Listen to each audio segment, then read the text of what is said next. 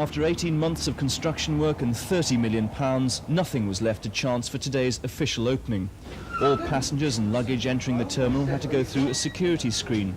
On the roof, marksmen armed with rifles kept watch across the airport runway, while below, specially trained bomb squad officers scoured the airport buildings and even carried out an intensive search of the airport's sewerage system. Cars which had been left in parking areas were subjected to detailed examination.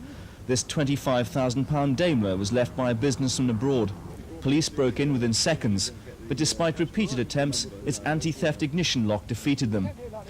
Curious crowds of local people started gathering early on to celebrate the official opening of Europe's first intercity terminal. The first flight was made nearly 2 weeks ago, and so far it's met with mixed success. Today, Bremen Airways held a special reception with their partners Air France, but so far they've had little to celebrate. Most of their passengers have come from Paris and not London.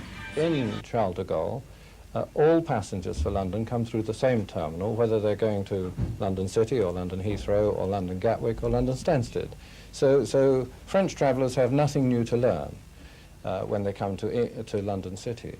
Now, English travellers, on the other hand, have got to learn to find a new airport. And that's the major marketing task in Britain, to put London City on the British map as well as it is on the French map already.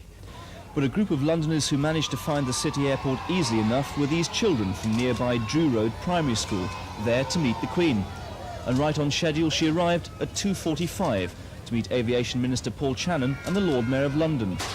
She was taken on a tour of the airport by Philip Drew from the Molam Construction Group.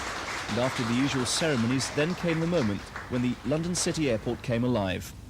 Outside on the apron area, the Dash 7 aircraft, which have enabled the short takeoff and landing operations, were on parade for a royal inspection. The Queen met both major airlines, Eurocity Express and Bremen, and as a seasoned air traveller, even went on board to see for herself. But her departure was by a rather more traditional means, the Port of London's boat, Royal Nor, and along the King George V dock, opened by her grandfather in 1921. But the day's final image was the modern face of the dock, as the two competing airlines joined for a royal flypast to mark what is hoped will be the start of a new era for Docklands. Mark Longhurst at London City Airport for Thames News.